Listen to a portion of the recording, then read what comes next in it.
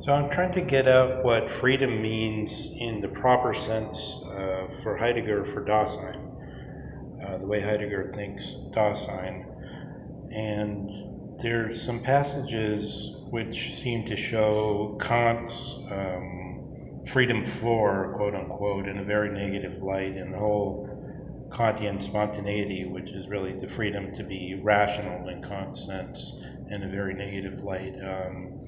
Heidegger does give a close analysis of the concept of freedom somewhere in his work. Unfortunately, I can't remember just where, not in the Kant book though, but somewhere else. Maybe in, I think somehow, no, I'm not sure which volume it's in. So here's something he's saying in the seminar in 38, 39, and let's remember now, as it turns out, it seems that there's some conversation with Carl Schmitt, who came out with his book, The Concept of the Political, in 1932. So Heidegger would have been familiar with that. He's making some comments later on about liberalism, which seem to parallel what Schmitt was saying, if not correspond to him. To the apparent insufficiency of the depth of Schmitt's thinking from Heidegger's, from what Heidegger claims to see.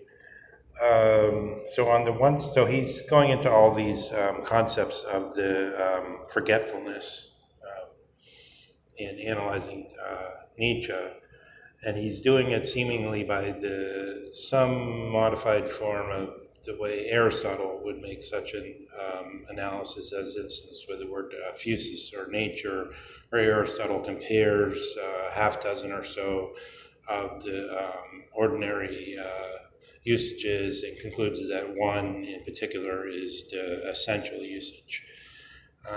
So Heidegger is talking about a lot of uses of forgetfulness and remembrance and other things. And under one, he makes a contrast which brings out what seems to point to freedom in the Kantian sense, freedom for. The first part of the contrast is says, to be haunted by a throng of quote-unquote representations. Something, comma, the very same thing constantly comes to mind. So this is the inability, modes of not being able to forget.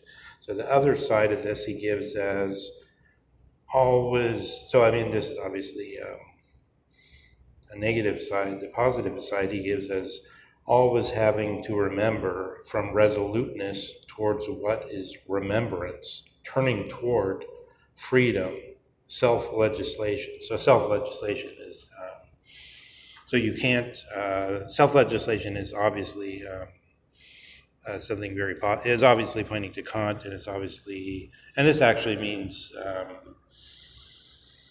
in a way it means creativity already, because it means we're not just passively receiving when we, even in the simplest sense, if I see a wall or whatnot, I'm not just passively receiving something, but supposedly the,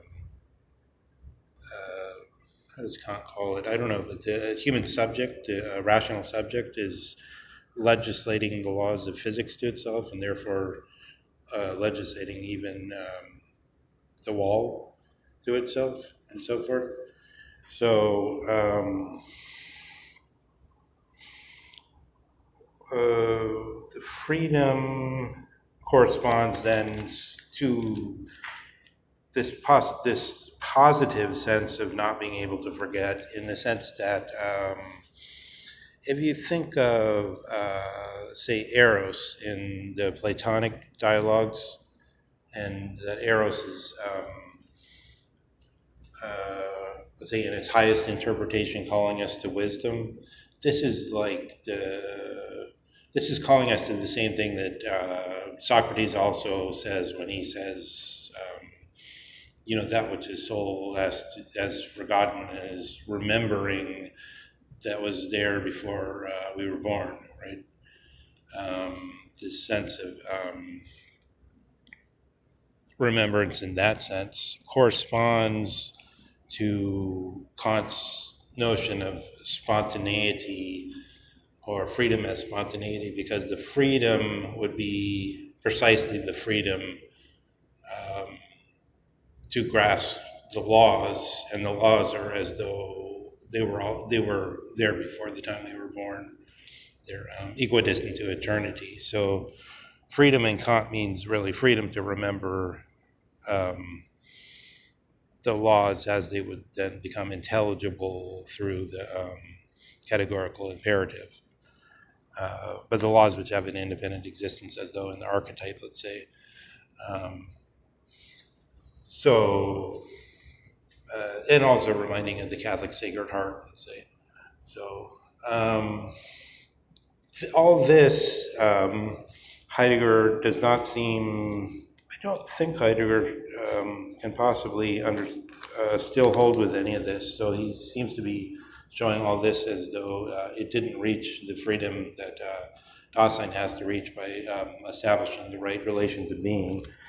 So then he makes these comments that bring him into connection with Schmidt. So far as I can see, he says such things as squinting in the direction of the ideal of quote-unquote liberalism that has supposedly already been overcome. Why then quote-unquote freedom? Why not master one's courage and declare the sciences are essentially dependent and affirm them as bound in this way? He's saying the science, he's making some comments about worldview, completely dependent worldview. It becomes meaningless here to speak of quote-unquote freedom, quite apart from that fact that the defense of the quote-unquote freedom of science has up to the worldviews. There's one thing is the liberalism, how it's understood here is there's some very amorphous in a way, because it can mean one, it may have surprised some that Leo Strauss says that he understands Spinoza as the founder of modern liberalism for the reason that Spinoza basically went from something like theology to something like natural theology, meaning, and well, let's say specifically by adopting the Cartesian principle of looking for only the clear and distinct reasoning. So we can't be involved in acts of, let's say, anything that seems to go beyond the point where critical reason comes to halt, such as prayer, such as trying to come into contact with grace, such as attempts at coming into a mystical communion with God, and so on. So only the clear and distinct go along with this natural theological project, which then according to Leo Strauss, is the first footsteps of liberalism properly. But then, of course, what does liberalism mean? Simply restricted to the modern period.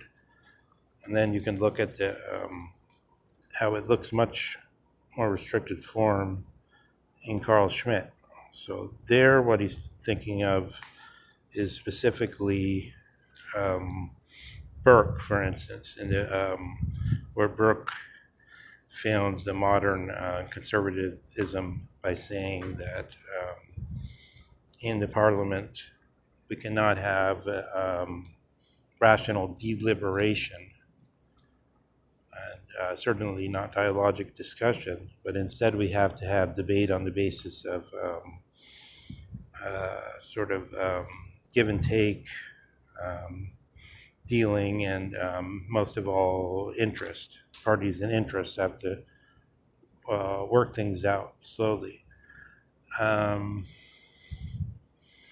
This must be the sense where he's saying, oh, liberalism has been overcome by the new understanding of people like Carl Schmitt, who now understand, or Carl Schmitt has reinvigorating and deepening the project of people of the modern conservative understanding of Burke and such people, and in the deeper understanding, as you find it in the this National Socialist Handbook for Law and Legislation. We get the principle that was already adduced earlier, which reminds of Nietzsche, of that everything that helps the people is right, and everything that hinders them or hurts them is wrong. It pushes as though this were the solution to liberalism, and where we see it in the vicinity of Burke's break from the French rationalists and from liberalism, in the sense of that it was part of the Enlightenment, part of a Steven Pinker type of movement, let's say. Part of the view that we were still moving up to Beethoven's, Ode to Joy and such, that we're coming to into a total rationality. So unfortunately, let's see, we don't have that much time here. I wanted to try to bring out much more that we didn't really get to say too much about Heidegger in a positive sense of how he is thinking about freedom. So I think that has something to do